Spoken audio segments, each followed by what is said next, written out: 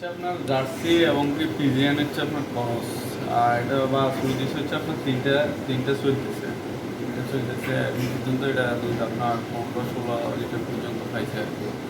তো এখনো রানিং চলতেছে, এখনো বাছুর বড় হয়ে গেছে, এখন দিতেছে আপনার 12-13 আছে।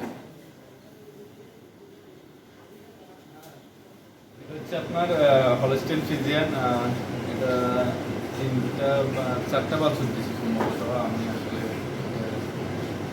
তো এটা হচ্ছে আপনার এখানে 35 লিটার পর্যন্ত দুধ দিচ্ছে এটা। আর এখনও এটা প্রেগনেন্ট আছে, ইনশাল্লাহ এটা 2.5 মাস বা 3 মাসের মতো সময় নেবে বাছুর দিতে। তো এটা তখন আপনার 35 লিটার পর্যন্ত দিচ্ছে।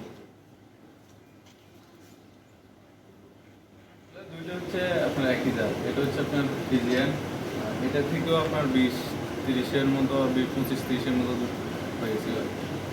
তো আমাদের বিশেষ করে আমাদের নোয়াখালীতে বর্তমানে এই জাতটা প্রচুর আছে। এটা ধরেন আমাদের যে পরিবেশ ওয়েদারের সাথে এটা মোটামুটি ম্যাচিং হয়ে গেছে। তারপরে এক্সট্রা কেয়ার করতে হয় এগুলোকে, যেহেতু এগুলো আমাদের দেশীয় জাত না। বিশেষ করে বেশি সমস্যা হচ্ছে আপনার গরমের সময়, গরমে এগুলোর একটু বেশি সমস্যা হয়, তখন একটু বেশি কেয়ার করতে হয় আর কি।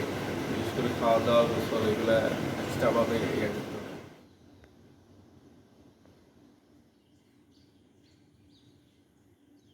খামারটা করতে হলে কমফোর্টেবল হতে হবে, যাতে পর্যাপ্ত আলো বাতাস এখানে ঢুকে, যাতে একদিক থেকে বাতাস ঢুকে অন্যদিক দিয়ে বাইর হয়ে যায়।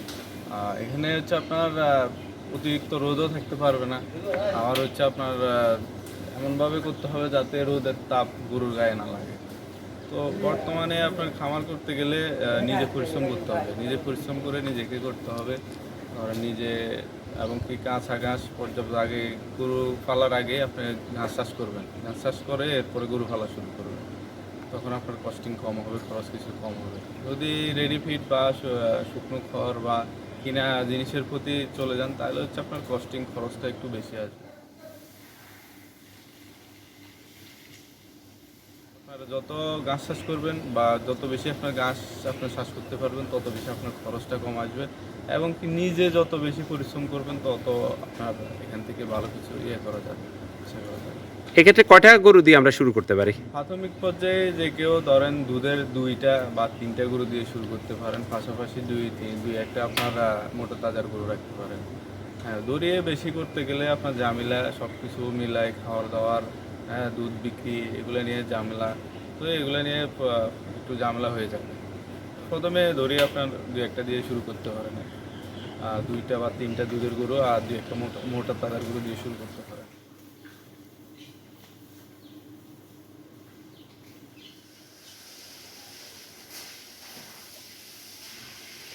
আমরা এগুলোকে আপনার রেডি ফিড বা দানাদার খাদ্য হচ্ছে দিয়ে আপনার 2 বেলা।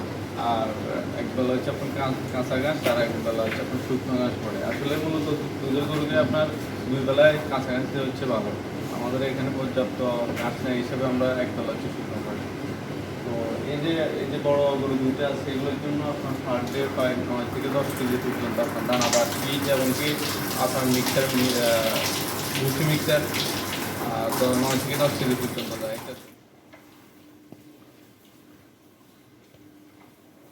এখান থেকে এই যে 6-7টা হচ্ছে আপনার বকন, আর ওইখান থেকে ওগুলো হচ্ছে আপনার সার বাছুর। তো এগুলো যখন দুধসারা হয় তখন এগুলোকে এখানে নিয়ে আসা হয়, আলাদাভাবে ট্রিটমেন্ট থেকে শুরু করে খাওয়া দাওয়া সব কিছু আলাদাভাবে এখানে এগুলো করা হয়। তো এখানে আসতে হচ্ছে আপনার আসতে মাস 1 বছর বা 1 বছর প্লাস এরকম আছে আর কি। এখানে নিয়ে আসি আলাদা, এগুলোকে নার্সিং করা হয়। পরবর্তীতে এগুলোকে কি করেন? পরবর্তীতে এগুলোকে এখান থেকে যেগুলো হচ্ছে আপনার হিটে আসে, হিটে আসার পরে এখান থেকে আরেকটা শেড আছে, ওইখানে নিয়ে যাওয়া হয়। আর যেগুলো 4 বছর ওইগুলো আরেকটু বড় হলে এখান থেকে আমাদের ওই সাইডে আরেকটা শেড আছে বড় সার, যেগুলো যেখানে থাকে ওগুলোকে ওইখানে নিয়ে যাওয়া হয়। তখন ওইখানে আবার আলাদাভাবে আলাদা নার্সিং করা হয়।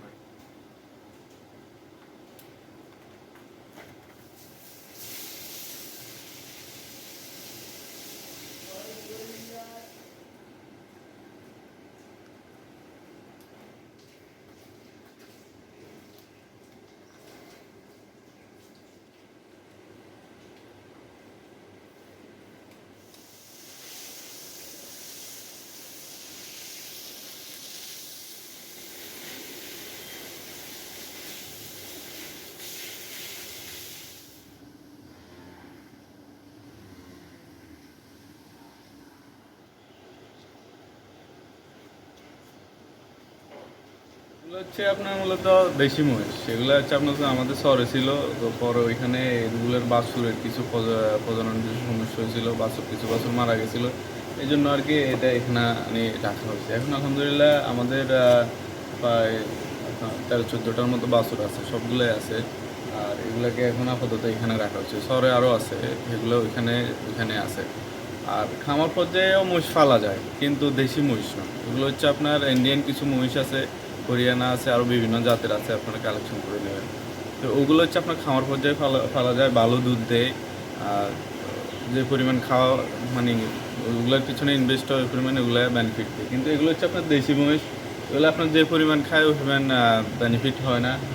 এগুলো হচ্ছে আপনার মূলত জমিনে সারা যে মহিষগুলো আছে ওই মহিষগুলো। তো আমরা আমাদের কিছু কারণ হচ্ছে আমরা এগুলো এখানে রাখছি। পরবর্তী কিছুদিন পরে আবার এগুলো সরে নিয়ে যাওয়া হবে।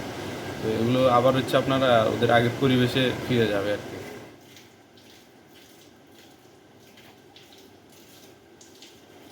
এগুলো এখানে না হয়েছে 4 মাস হয়েছে আর কি। তো এদের যে খাওয়ার মেনুটা এটা হচ্ছে আমরা দুই বেলা হচ্ছে আপনার ভুসি দিই। 2 বেলা ভুসি দিয়ে হচ্ছে আপনার এখানে আছে আমাদের প্রায় 15-16টার মতো আছে। এগুলোর জন্য আমাদের 30 কেজি ভুসি দেয়। তো এদেরকে আপনার শুকনো ঘাস দেওয়া হয়, পাশাপাশি হচ্ছে আপনার জমিনের যে অ্যালিসা বলি আমরা, অ্যালিসাগুলো দেওয়া হয় একবেলা। তো এমনিতে আমাদের ভুসি খাওয়ানোর পক্ষে আমি না, কারণ ভুসি খাওয়ানোর কারণে এখানে আমাদের কিছু সমস্যা হইতেছে, যেগুলো হচ্ছে আপনার হিটে আসতেছে না বা অতিরিক্ত চর্বি হয়ে যাইতেছে, এইসব কিছু সমস্যা আর কি। তো এগুলো হচ্ছে আপনার জমিতে ফেললেই ভালো, যে এই যে পানির ভিতরে থাকলে ভালো, ঠিকমতো হিটে আসে, প্রজনন ঠিকমতো হয়।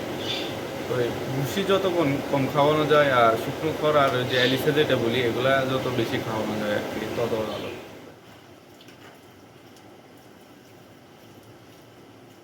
মহিষ হচ্ছে আপনার গরুর মতো প্রজনন হিটে আসে এবং কি গরুর মতো একটাই বাছুর দিয়ে বছরে। তো এগুলো তো হচ্ছে আপনার মূলত আলো বাতাসে থাকা জিনিস, এর জন্য পর্যাপ্ত আলো এবং বাতাস লাগে। যে আমাদের এখানে সব সময় মানে পাঙ্খা চলে, একটু গরম হইলে আপনার এগুলো শরীরে চামড়া হয়ে যায় আর কি। তো এই জন্য আমরা সবসময় এদিকে রাখি, চেষ্টা করি যাতে শরীর ঠান্ডা রাখা যায়। এবং কি আমাদের এখানে মানে বেশিরভাগ সময় 2 বার 3 বার 4 বার পর্যন্ত এদেরকে গোসল দেওয়ানো হয়।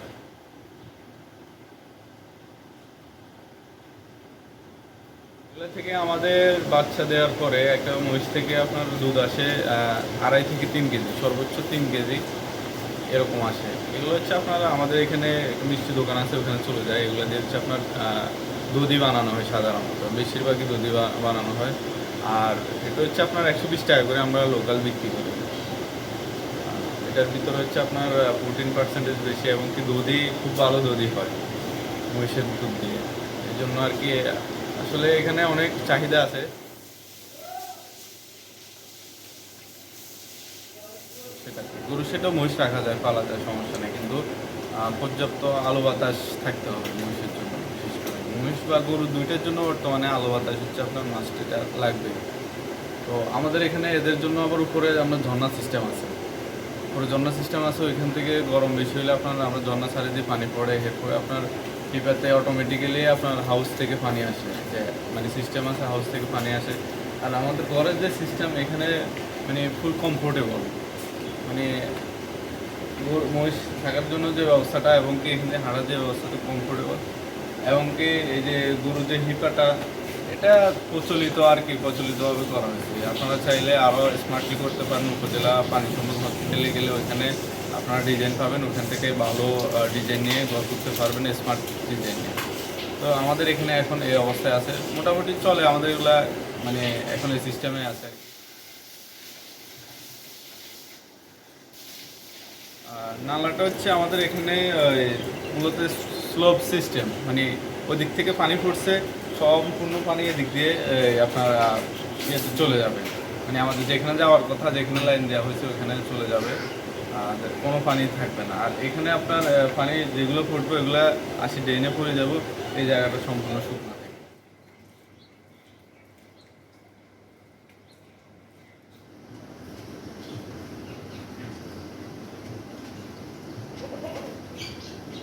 এখানে আপনার দুধ উৎপাদন হয় পার ডে আপনার হচ্ছে 140 থেকে 50। আর দুধ হচ্ছে আপনার 18 থেকে 19টা গাভী। তো এগুলো দিয়ে আমাদের বাকি সবগুলা চলে আর কি। তো তারপরে আমাদের একটু হিমশিম খেয়ে যেতে হচ্ছে, কারণ যে পরিমাণ খাদ্যের দামটা একটু বেশি। খাদ্যের দাম বেশি থাকার কারণে হচ্ছে এখন আমাদের মানে চালাইতে অনেক কষ্ট হয়ে যেতেছে। তারপরেও এটা হচ্ছে ধরেন শখের বসে করা আর কি। আমাদের যে এমডি ওনারা আসলে শখের বসে এটা করে রাখছে। তবে আশা করি যদি খাদ্যের দাম কমে, সব কিছু মেলায় খাদ্যের দাম কমলে আমরা এখান থেকে ভালো কিছু আশা করি ইনশাল্লাহ।